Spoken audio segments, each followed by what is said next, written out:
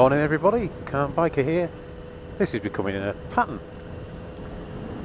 Yesterday I came out, within 5 minutes it started raining, despite the BBC saying it wasn't coming for another 3 hours. Today, it's now 10:20 and the BBC is saying that the rain will only come at 1 o'clock and it's raining. I'm going to find myself another Met Office. Is there another one? Is there a better one than one we've got?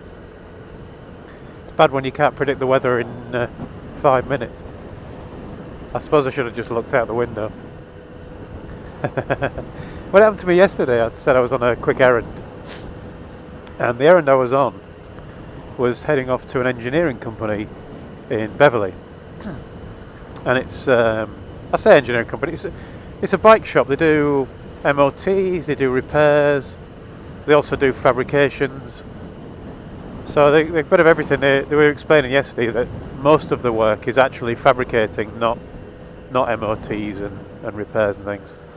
So they are more on the engineering side than the kind of workshop side, I suppose.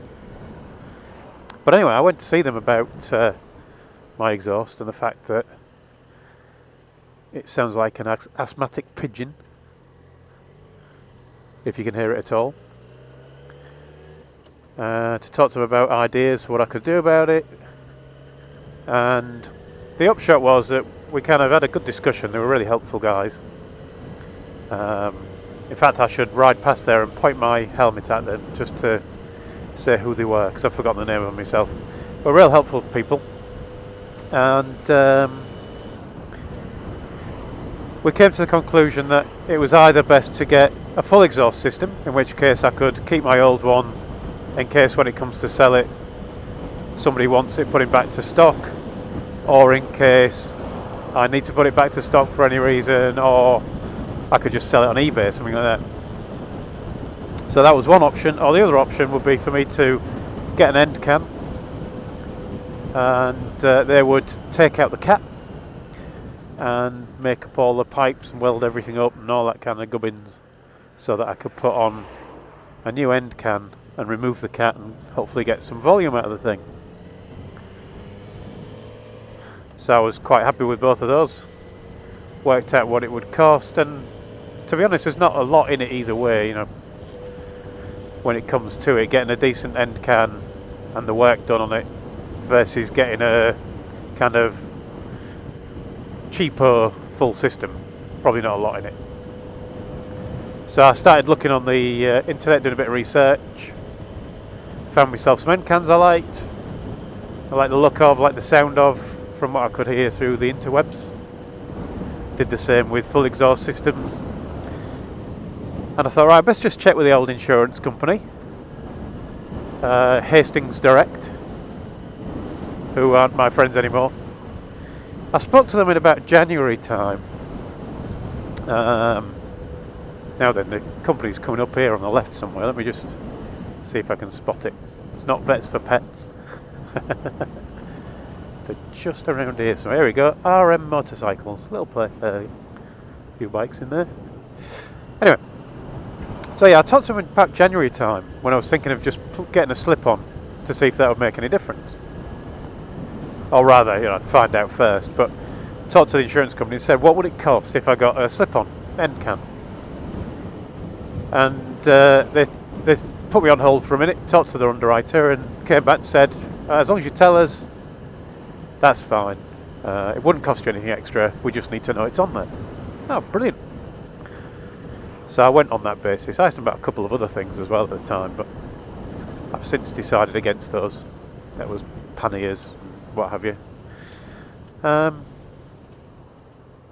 So I thought, well, I best give them a call, because it's not just an end can now if I'm going to take the cat off or if I'm going to replace the entire exhaust system.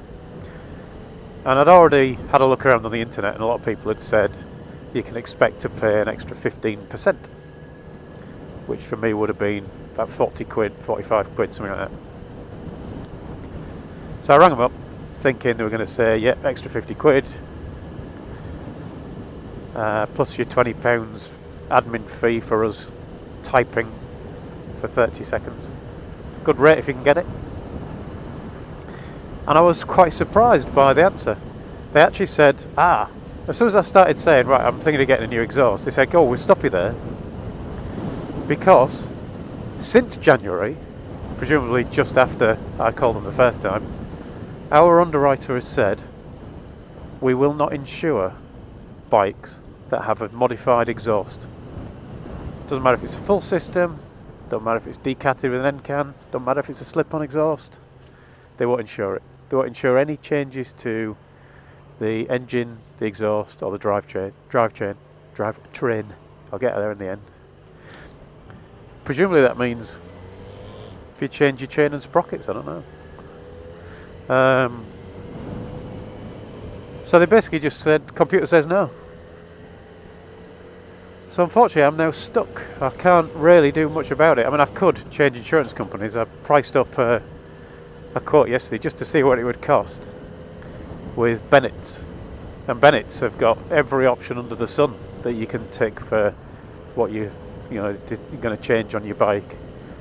And with them, now insurance costs in this country have come down recently because of various things that have happened, and it actually would have cost £10 less than I paid for my insurance to insure it with £1,000 worth of custom exhaust on.